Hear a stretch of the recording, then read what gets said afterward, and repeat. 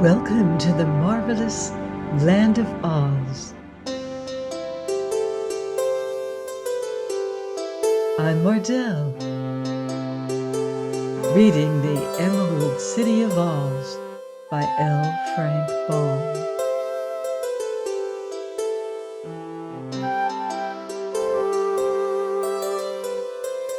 Chapter 25. How the Scarecrow Displayed His Wisdom. This amazing news had saddened every heart, and all were now anxious to return to the Emerald City and share Ozma's fate. So they started without loss of time, and as the road led past the Scarecrow's new mansion, they determined to make a brief halt there and confer with him. "The Scarecrow is probably the wisest man in all Oz," remarked the Tin Woodman, when they had started upon their journey. "His brains are plentiful and of excellent quality, and often he has told me things I might never have thought of myself. I must say, I rely a good deal upon the Scarecrow's brains in this emergency." The Tin Woodman rode on the front seat of the wagon, where Dorothy sat between him and the wizard. "Has the Scarecrow heard of Ozma's trouble?" asked the Captain General. "I do not know, sir," was the reply. "When I was a private," said Omby Amby, "I was an excellent army, as I fully proved in our war against the gnomes. But now there is not a single private left in our army, since Ozma made me the Captain General. So there is no one to fight and defend our lovely ruler." "True," said the wizard, "the present army is composed only of officers, and the business of an officer is to order his men to fight. Since there are no men, there can be no fighting." "Poor Ozma," whispered Dorothy with tears in her sweet eyes. "It's dreadful to think of all her lovely fairy country being destroyed. I wonder if we couldn't manage to escape and get back to Kansas by means of the magic belt, and we might take Ozma with us and all work hard to get money for her, so she wouldn't be so very lonely and unhappy about the loss of her fairyland." "Do you think there would be any work for me in Kansas?" asked the Tin Woodman. "If you were hollow, they might use you in a canning factory," suggested Uncle Henry. "But I can't see the use of your working for a living. You never eat or sleep or need a new suit of clothes." "I was not thinking of myself," replied the Emperor with dignity. "I merely wondered if I could not help to support Dorothy and Ozma." As they indulged in these sad plans for the future, they journeyed in sight of the Scarecrow's new mansion, and even though filled with care and worry over the impending fate of Oz, Dorothy could not help a feeling of wonder at the sight she saw. The Scarecrow's new house was shaped like an immense ear of corn. The rows of kernels were made of solid gold, and the green upon which the ear stood upright was a mass of sparkling emeralds. Upon the very top of the structure was perched a figure representing the Scarecrow himself, and upon his extended arms, as well as upon his head, were several crows carved out of ebony and having ruby eyes. You may imagine how big this ear of corn was when I tell you that a single gold kernel formed a window swinging outward upon hinges, while a row of 4 kernels opened to make the front entrance. Inside, there were 5 stories, each story being a single room. The gardens around the mansion consisted of cornfields, and Dorothy acknowledged that the place was, in all respects, a very appropriate home for her good friend the Scarecrow.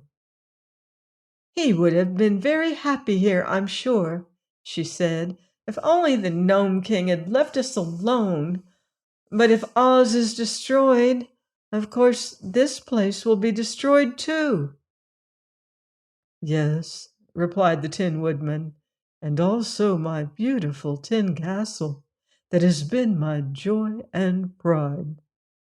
Jack Pumpkinhead's house will go too, remarked the wizard, as well as Professor Wogglebug's athletic college and Ozma's royal palace and all our other handsome buildings. Yes, Oz will indeed become a desert when the Gnome King gets through with it, sighed Omby Amby. The Scarecrow came out to meet them and gave them all a hearty welcome. I hear that you've decided always to live in the land of Oz after this, he said to Dorothy, and that will delight my heart, for I have greatly disliked our frequent partings. But why are you all so downcast? Have you heard the news? Asked the Tin Woodman. No news to make me sad, replied the Scarecrow. Then Nick Chopper told his friend of the Gnome King's tunnel, and how the evil creatures of the North had allied themselves with the underground monarch for the purpose of conquering and destroying Oz. Well, said the Scarecrow, it certainly looks bad for Ozma and all of us. But I believe it is wrong to worry over anything before it happens. It is surely time enough to be sad when our country is despoiled and our people made slaves. So let us not deprive ourselves of the few happy hours remaining to us. Ah, that is real wisdom, declared the Shaggy Man approvingly. After we become really unhappy, we shall regret these few hours that are left to us, unless we enjoy them to the utmost. Nevertheless, said the Scarecrow, I shall go with you to the Emerald City and offer Ozma my services. She says we can do nothing to oppose our enemies, announced the Tin Woodman. And doubtless she is right, sir, answered the Scarecrow. Still, she will appreciate our sympathy, and it is the duty of Ozma's friends to stand by her side when the final disaster occurs. He then led them into his square mansion and showed them the beautiful rooms in all the 5 stories. The lower room was a grand reception hall with a hand organ in one corner. This instrument the Scarecrow, when alone, could turn to amuse himself, as he was very fond of music. The walls were hung with white silk, upon which flocks of black crows were embroidered in black diamonds. Some of the chairs were made in the shape of big crows, and upholstered with cushions of corn-colored silk. The second story contained a fine banquet room, where the Scarecrow might entertain his guests, and the 3 stories above that were bedchambers exquisitely furnished and decorated. From these rooms, said the Scarecrow proudly, one may obtain fine views of the surrounding cornfields. The corn I grow is always husky, and I call the ears my regiments because they have so many kernels. Of course, I cannot ride my cobs, but I don't really care shucks about that. Taken all together, my farm will stack up with any in the neighborhood. The visitors partook of some light refreshment, and then hurried away to resume the road to the Emerald City. The Scarecrow found a seat in the wagon between Omby Amby and the Shaggy Man, and his weight did not add much to the load because he was stuffed with straw. You will notice I have 1 oat field on my property, he remarked as they drove away. Oat straw is, I have found, the best of all straws to restuff myself with when my interior gets musty or out of shape. Are you able to restuff yourself without help? Asked Aunt Em. I should think that after the straw was taken out of you, there wouldn't be anything left but your clothes. You are almost correct, madam, he answered. My servants do the stuffing, under my direction, for my head, in which are my excellent brains, is a bag tied at the bottom, My face is neatly painted upon one side of the bag, as you may see. My head does not need restuffing as my body does, for all that it requires is to have the face touched up with fresh paint occasionally. It was not far from the Scarecrow's mansion to the farm of Jack Pumpkinhead, and when they arrived there, both Uncle Henry and Aunt Em were much impressed. The farm was one vast pumpkin field, and some of the pumpkins were of enormous size. In one of them, which had been neatly hollowed out, Jack himself lived, and he declared that it was a very comfortable residence. The reason he grew so many pumpkins was in order that he might change his head as often as it became wrinkled or threatened to spoil. The pumpkin-headed man welcomed his visitors joyfully and offered them several delicious pumpkin pies to eat. "I don't indulge in pumpkin pies myself for two reasons," he said. "One reason is that were I to eat pumpkins, I would become a cannibal, and the other reason is that I never eat, not being hollow inside." "Very good reasons," agreed the Scarecrow.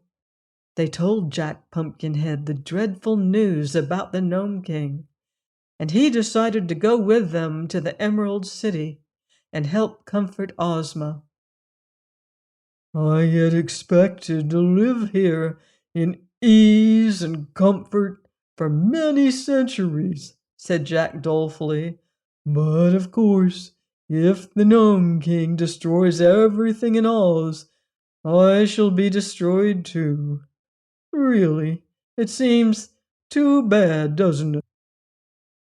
They were soon on their journey again, and so swiftly did the Sawhorse draw the wagon over the smooth roads that before twilight fell they had reached the royal palace in the Emerald City and were at their journey's end.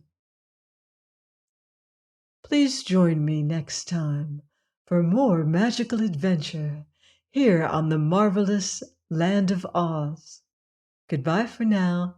See you in Oz.